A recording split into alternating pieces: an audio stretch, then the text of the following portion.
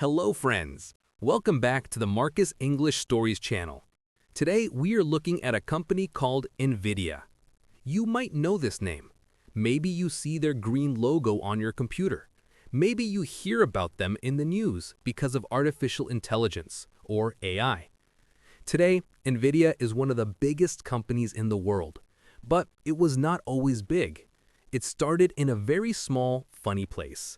So sit back, relax, and listen to the history of Nvidia. I will speak slowly and use simple words so we can learn together. Part 1. The Breakfast Meeting. Let's travel back in time. We are going to the year 1993. The world was very different in 1993. The internet was just a baby. Phones were attached to the wall, and computers were boring. They were mostly used for typing letters or doing math. If you wanted to play a game on a computer, the pictures or graphics were very simple. They looked flat. They did not look like the real world. In California, there were 3 friends. Their names were Jensen Huang, Chris Malachowski, and Curtis Priam. They were engineers. They loved technology. One day, these 3 friends met for breakfast. They did not meet in a fancy office. They did not meet in a skyscraper. They met at a restaurant called Denny's. Do you know Denny's? It is a famous American diner. It is a place where you eat eggs, bacon, pancakes, and drink a lot of coffee. The 3 friends sat in a booth at Denny's. They noticed bullet holes in the window because the neighborhood was not very safe. But they did not care. They were excited. They had an idea. They looked at the computer industry. They saw that everyone was focusing on the central brain of the computer, called the CPU. But nobody was focusing on the eyes of the computer. The friends believed that in the future, computers would need to show beautiful 3D pictures. They thought video games would become very popular. They decided to start a company to solve this problem.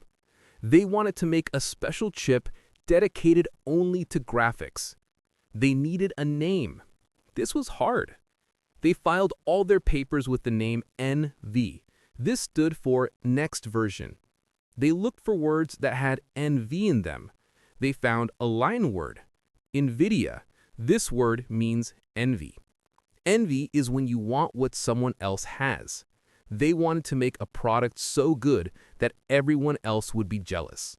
So they dropped the first letter, and the company became Nvidia. Part 2. The Struggle to Survive. Starting a company is never easy. For Nvidia, it was very, very hard. In the beginning, they had no money. They worked in a small office. Jensen Huang, the leader, tried to get people to invest money, but people said no. They said, "Why do we need better graphics? Computers are for work, not for games." But the team kept working. In 1995, they released their first product. It was called the NV1. Was it a success? No, it was a failure. The NV1 was trying to do too many things at once.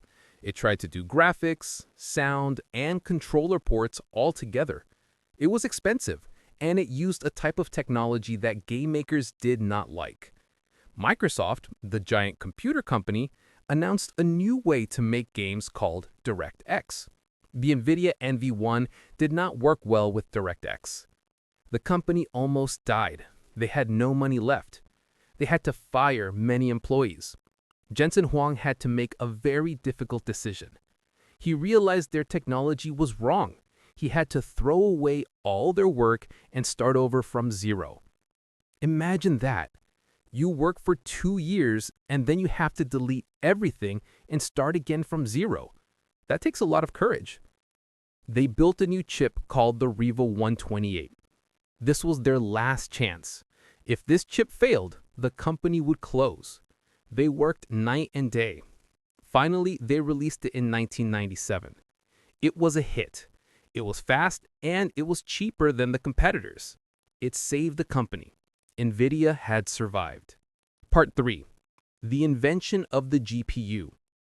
Now that they had money, they could dream bigger. In 1999, Nvidia released a product that changed the world. It was called the GeForce 256. Before this moment, graphics chips were just helpers, but the GeForce 256 was different. Nvidia called it the world's first GPU. Let's learn this word. GPU stands for Graphics Processing Unit. Think of it this way. A computer has a main brain, the CPU, Central Processing Unit. The CPU is like a professor. It is very smart, it can do math, it can write poetry, it can organize files. But it does things one by one. The GPU is different. The GPU is like an army of artists.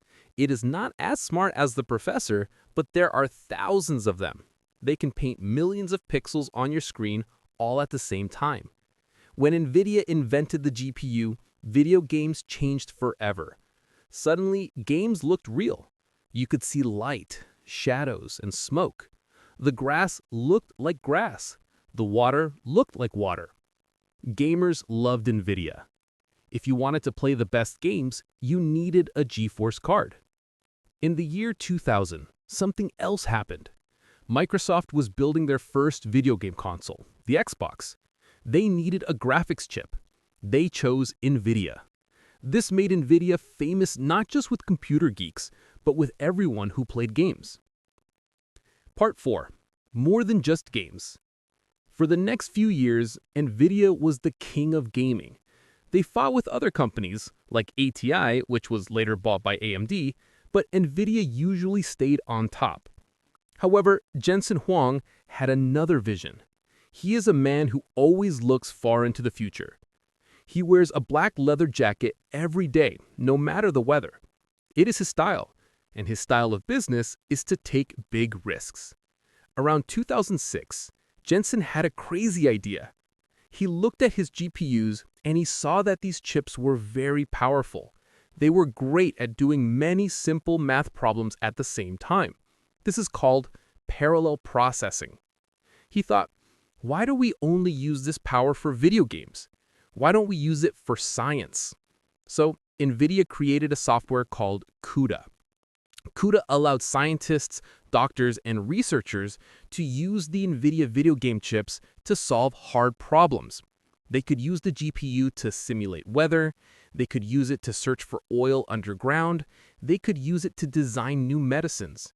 This was a very expensive gamble. Nvidia spent billions of dollars making CUDA. For many years, Wall Street, the place where investors live, told Jensen he was making a mistake. They said, stop spending money on science, just make video games. But Jensen did not listen. He knew that eventually the world would need more computing power. He was building a supercomputer for everyone. Now we come to the modern times. The risk that Jensen took in 2006 finally paid off. About 10 years ago, computer scientists started working on deep learning. This is a type of AI.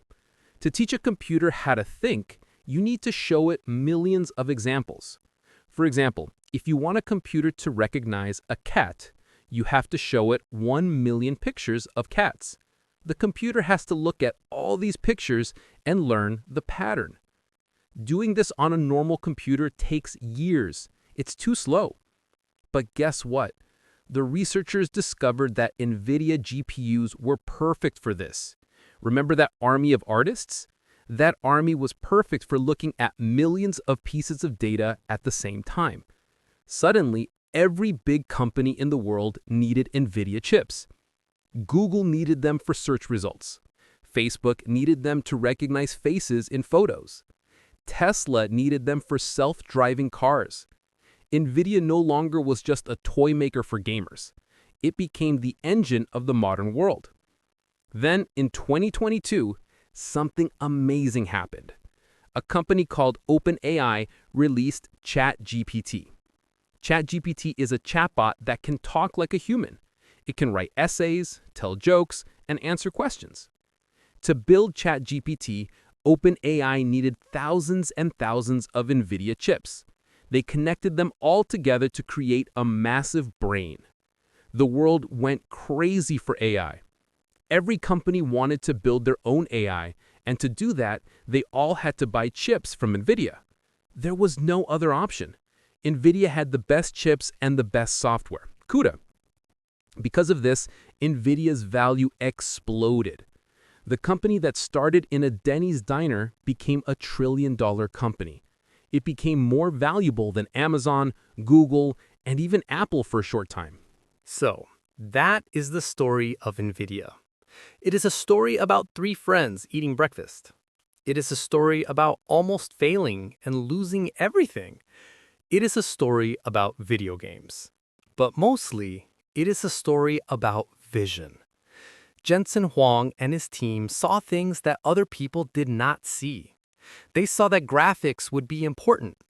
They saw that GPUs could do more than just play games. They saw that AI was coming. Today, Nvidia is powering the future. Whether you are playing a video game, using a filter on Instagram, or asking ChatGPT a question, you are likely using an Nvidia chip. What do you think will happen next? Will robots become smarter than us? Whatever happens, Nvidia will probably be part of the story. Thank you for listening to today's episode.